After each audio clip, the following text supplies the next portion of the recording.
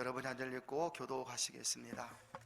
신명기 30장 15절부터 20절까지 말씀을 제가 한 절 읽고 여러분이 한 절 읽고 교도하시겠습니다.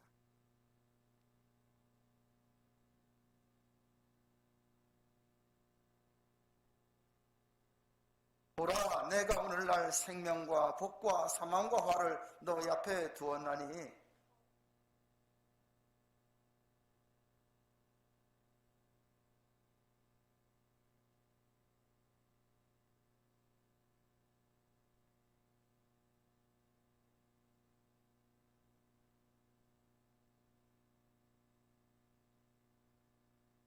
그러나 내가 만일 마음을 돌이켜 듣지 아니하고 유혹을 받아서 다른 신들에게 절하고 그를 섬기면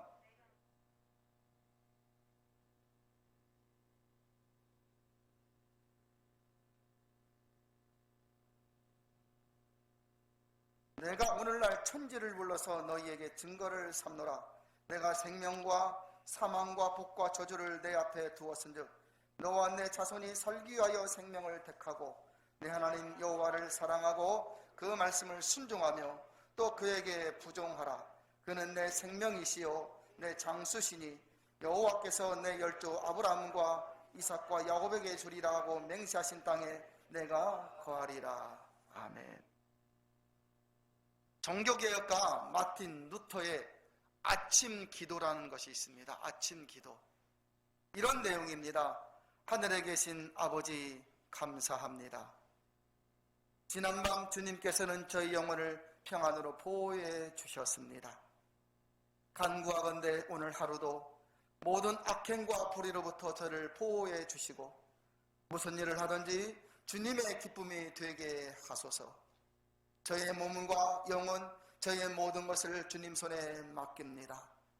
거룩한 전사를 보내주셔서 저와 함께하게 하시고 악한 원수가 힘쓰지 못하게 저를 도와주옵소서.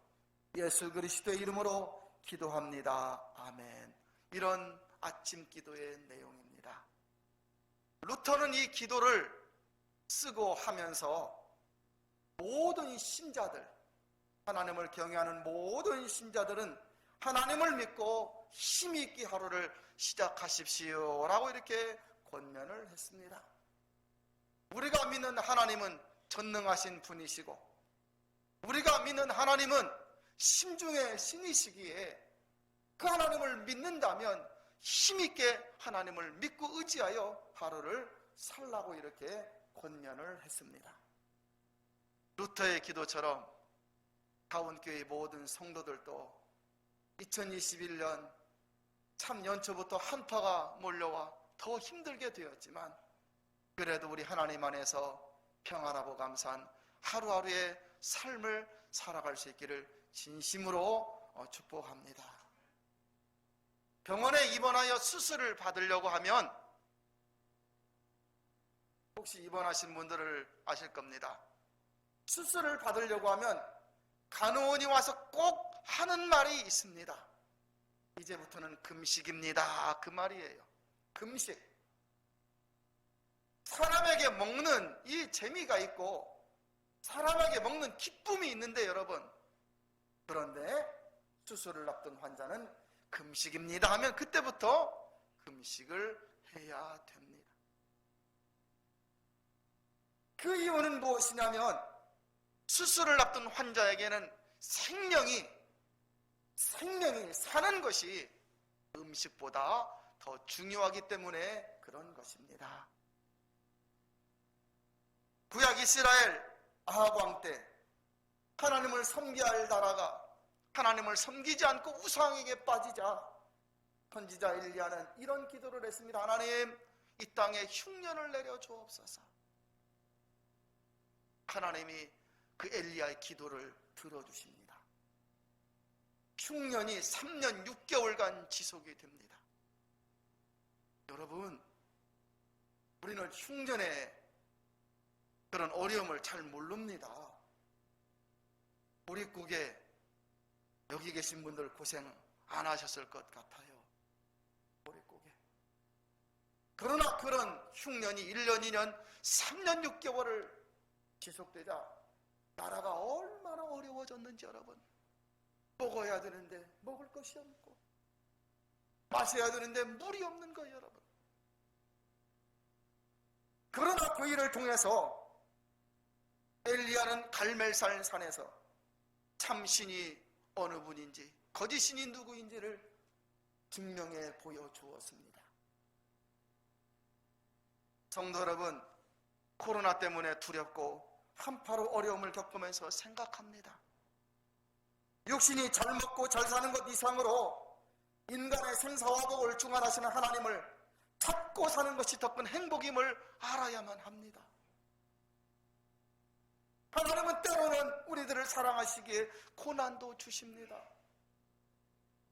지금은 모두가 생사를 주관하시는 하나님을 찾아야 할 때라는 사실을 우리 다운 성도들에게 말씀드리고 싶습니다. 오늘 성경 말씀은 하나님께서 이스라엘 백성들에게 인생의 생사와 복을 주관하시는 분이 누구신지를 가르쳐 주시는 말씀입니다. 15절에 보니 이런 말씀이 있지요. 보라, 내가 오늘날 생명과 복과 사망과를 너희 앞에 두었나니. 여러분 보이십니까? 느낄 수 있겠습니까?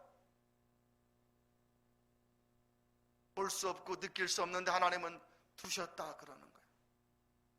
여러분 앞에 생명과 사망과 복과 화의 길을 두셨다 그러는 거예요. 19절에는 더 기가 막힌 말씀이 나옵니다. 우리 19절을 다시 같이 한번 읽어보겠습니다. 읽습니다. 19절 시작. 내가 오늘날 천지를 불러서 너희에게 증거를 삼노라.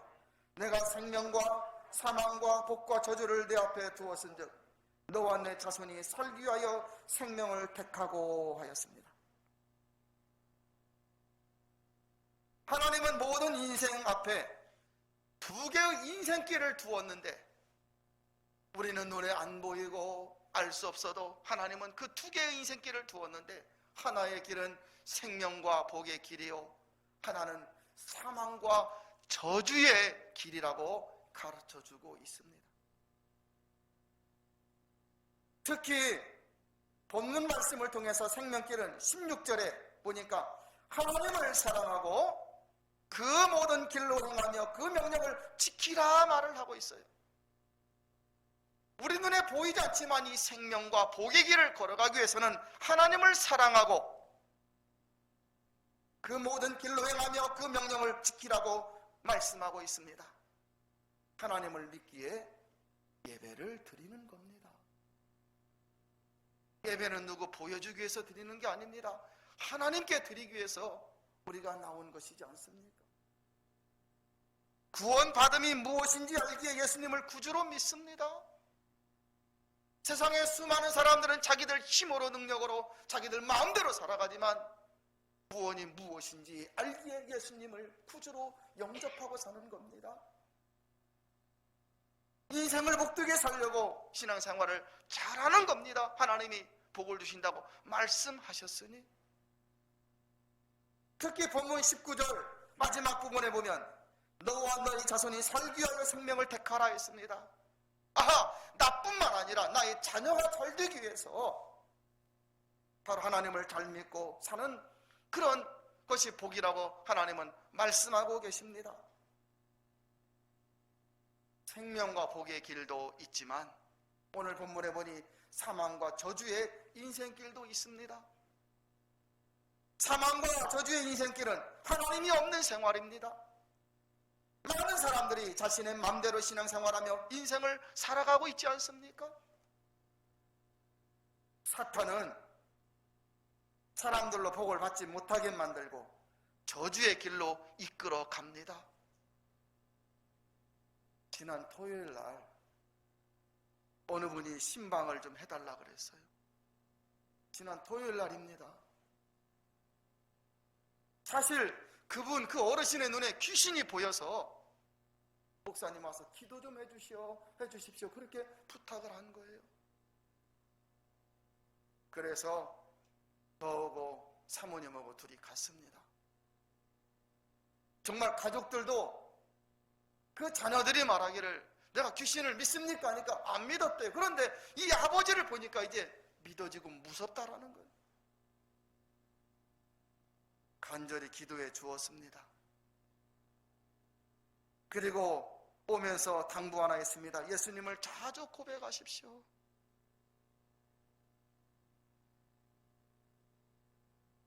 여러분, 오늘 우리들이 분명히 알아야 되는 것은 우리 눈에 보이지 않는다고, 우리가 만지지 못한다고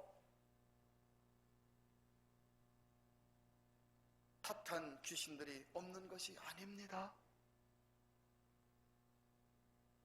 오늘도 하나님은 생명길을 택하라 그래요. 하나님을 사랑하라 그렇게 말씀하고 있습니다. 그래서 너도 살고 너희 자녀도 살라고 교훈하고 있습니다.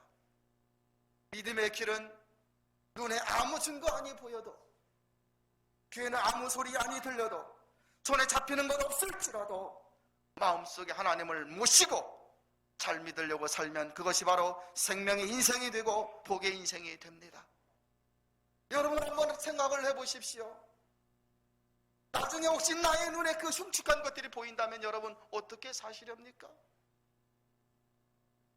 제가 하나 여러분에게 장담할 수 있는 것은 평상 신앙생활을 잘하고 기도 생활을 많이 하십시오. 나중에 그런 것들이 안 보입니다. 저는 저희 어머니가 돌아가실 때 치매가 있으셨습니다. 그래도 제가 무슨 치매에 걸렸다고 그랬지요? 무의식 중에 성경을 뒤지덕거리고 찬송가를 만지시는 거. 한 번도 우리 어머니께서 저기 뭐 새카만 게 보인다, 귀신이 와 있다, 한 번도 그런 소리를 못 들었습니다. 제가 그래서 그 어르신 집에 가서 그랬습니다. 평상시에 그런 것들이 눈에 보이면 무서워서 어떻게 살겠습니까? 사람이 죽기 전에는 영안이 열려 그런 것들이 보이는데, 우리가 예수님을 잘 믿어야 하는 이유는 그때 우리 눈에 천사가 보여지고 하나님의 나라가 보여지고, 그러니 예수님을 잘 믿어야 합니다. 제가 그렇게 권면을 했습니다. 성경 시편 33편 12절은 말씀합니다. 여호와로 자기 하나님을 삼은 백성은 복이 있도다 그랬어요. 맞습니다. 여러분이 하나님을 자기 하나님으로 삼고 살면 여러분이 바로 복이 있는 인생이 됩니다. 성경 사무엘상 2장 6절 7절에 보면 여호와는 죽이기도 하시고 살리기도 하시며 여호와는 지옥에 내리기도 하시고 올리기도 하시는도다. 여호와는 가난하게도 하시고 부하게도 하시며 여호와는 낮추기도 하시고 높이기도 하시는도다 했습니다. 맞습니다. 그래서 하나님을 우리는 생사와 복을 주관하시는 분이라고 말씀하는 겁니다. 성경 이사야 2장 22절에 보니까 너희는 인생을 의지하지 말라. 그의 호흡은 코에 숨이 붙어있을 뿐 아무 보잘것 없느니라 하였습니다. 맞습니다. 사람은 믿을 존재가 아닙니다. 나 자신도 사람인데요, 오직 하나님만이 믿을 분이십니다. 이 시간 여러분에게 정말 간절히 권면합니다. 어떤 상황이 여러분 앞에 펼쳐져도 하나님을 잘 믿고 살아가십시오. 어떤 어려움이 와도 하나님을 부인하지 말고 하나님을 멀리하지 마십시오. 어떤 상황이 올지라도 여러분이 하는 그 정성과 헌신을 하나님이 기억하시는 줄 믿고 힘 있는 믿음 생활을 해나가시기를 부탁드립니다. 하나님이 여러분의 인생길과 가정과 자녀를 복되게 하여 주십니다. 하나님 없이 살고 하나님을 멀리하고 사는 사람이 그 마지막이 여러분 좋은 것 보셨습니까? 다른 신앙생활은 비행기와 같습니다. 여러분, 비행기는 몸통이 있고 날개가 있지 않습니까? 몸통만 있는 비행기는 날 수 없습니다. 날개만 있는 비행기가 무슨 의미가 있습니까? 그게 비행기입니까? 아니지. 우리 신앙생활이 비행기와 같다고 하는 것은 예배는 몸통과 같습니다. 두 날개가 있잖아요. 이게 무엇일까요? 성경 말씀과 기도입니다. 몸통도 건강해야 되고 성경을 읽는 것, 또 기도하는 것도 건강해야 합니다. 예배는 정성인데요, 예배드릴 때 보면 어떤 사람은 휴대폰을 계속 만지거나 육신이 피곤합니다. 그 예배 1시간 드리는데 그 육신이 피곤한 거예요. 집중하기가 어렵습니다. 하나님을 섬기는 예배가 부실하면 어떻게 될까요? 절대로 그 인생이 복되지 않습니다. 어떤 사람은 기도는 없이 말씀은 많이 읽는 분 계십니다. 이런 사람은 지식이 있어서 한마디씩 하는데 다른 사람을 아프고 할 때가 얼마나 많습니까? 어떤 사람은 말씀은 읽지 않고 기도만 하는 사람이 있습니다. 얼마나 고집이 센지요. 영적인 고집이 세지는 거예요. 예배 드리기, 말씀 읽기, 기도를 잘하며 살아갈 때 그의 인생이 건강한 신앙생활의 모습으로 나타나는 것입니다. 하나님이 기뻐하시는 일이잖아요. 하나님께서 하나님을 신뢰하는 자를 돌보아 주신다는 사실을 여러분 믿지 않습니까? 전능하신 하나님은 이 큰 우주도 다스리시는데, 이 큰 우주를 다스리시는 그분께서 지구촌에 있는 작고 작은 나 같은 존재도 돌보신다는 생각을 하면 여러분, 이게 얼마나 은혜가 되는지요. 지구촌에 70억이 넘는 인구가 있고 신자들이 그렇게 많이 있는데, 그런데 나의 부르짖음, 내가 주님 아버지 하면서 부르짖을 때 그 목소리를 들어주신다는 생각을 하면 여러분, 이게 얼마나 큰 은혜인지요. 하나님께서 나 같은 사람을 알아주시고 불러주시고 기억해 주심이 이 세상에서 가장 큰 축복 아니겠습니까? 국민일보에 보니요, 국민일보 지난 주중거에 박애녹 목사님이라는 분의 간증이 실렸습니다. 박애녹 목사님, 이분이 성균관대학교 나왔어요. 명문 학교잖아요. 대기업 코오롱 그룹에 입사했는데요, 몸이 자꾸 아파. 이분이 전에 예수님을 안 믿었는데 몸이 자꾸 아프다 보니 여러분, 신내림을 받고 무당이 되었습니다. 그런데 이 무당이 구슬하러 다녀야 되는데 주중에는 코오롱 그룹 그 회사에 나가고 주말에 이제 구슬하러 다니는 겁니다. 주말에만. 그런데 귀신이 시키는 일이 너무너무 싫은 거예요. 무슨 일을 시키냐면 귀신은 거짓말을 하게 만든대요. 그 다음에 또 하나가 남을 막 비판한답니다. 남의 단점만 보인대요. 귀신이 시키는 일이. 그리고 막 정죄하게 만드는 거예요. 자기 안에 신내림을 받고 무당이 되었는데 자꾸 시키는 것이 한 번도 좋은 말이 안 나와. 거짓말하게 만들고 남을 막 비판하고 남을 막 정죄하는 거예요. 우리들도 조심해야 됩니다. 이런 일이 싫어서 벗어나고 싶은데 벗어날 수가 없습니다. 왜냐하면 귀신이 자신을 꽉 잡고 있으니까 절대로 못 벗어나는 거예요. 그러다가 누님 때문에 이분이 예수님을 믿게 되었습니다. 그렇게 잘 나가던 누님이 사업이 망하여서 누님이 동생 집으로 들어오게 됩니다. 동생 집으로 들어와 살게 되었습니다. 그런데 사업이 망했는데도 다른 사람 같으면 죽을 것 같은데 누님은 매일 저녁 교회에 가서 철야 기도하면서 평안하게 지내고 감사하다고 고백하는 거예요. 이 동생의 생각에 누님이 이해가 안 되는 겁니다. 그래서 교회에 갈 때는 교회차가 돌아서 저녁에 이제 교회차를 타고 저녁에 갔는데 끝나고 같이 타고 와야 되는데 누님은 기도를 많이 하니 끝나고 오는 차를 타지 못해서 혼자 기도 늦게 하고 오니 너무너무 늦어서 한 번은 이 동생이 그 누님을 저녁에 내가 차에 태워주겠다고 이렇게 약속을 하고 누님이 기도 끝나기를 교회 앞에 가서 기다리는 거예요. 이 무당 동생이. 어떤 때는 누님이 기도가 길어지니까 몇 시간을 기다리기도 했대요. 예배당 밖에서. 그러다가 이 마음속에 귀신에게서 벗어나고 싶은 마음이 간절한 이 박예능 목사님이. 그래서 예배당에 들어갔답니다. 그런데 예배당에 들어가려고 할 때 귀신이 자신에게 말하기를 예배당에 들어가면 다 죽인다고 이렇게 말을 하더랍니다.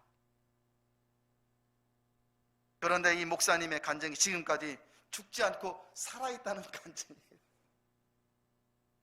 그러면서 귀신을, 저주를 이기는 힘은 바로 예수 그리스도 뿐이라고 이렇게 간증을 하는 내용을 읽어보았습니다. 귀신뿐이겠습니까? 우리 주님의 능력은 귀신뿐이겠습니까? 사람의 운명도 바꾸어 주시고 팔자도 실패도 저주도 이길 힘은 바로 예수 그리스도이시지 않습니까? 사랑하는 다음교회 성도 여러분, 예배를 정성으로 잘 드리고 말씀 믿고 기도하는 것은 여러분의 인생의 큰 복입니다. 저는 여러분 모두가 여러분과 여러분의 가정 자손을 위해서 하나님을 잘 믿고 살기를 바라고, 인생은 두 번이 없지 않습니까? 시험에 떨어지면 다시 한번 볼 수 있을지는 몰라도 인생은 두 번이 없습니다. 저는 여러분 모두 하나님을 잘 믿고 사셔서 갈수록 더 평안 가운데 살기를 바라고 하나님의 은혜를 많이 경험하면서 살아갈 수 있기를 진심으로 축복합니다.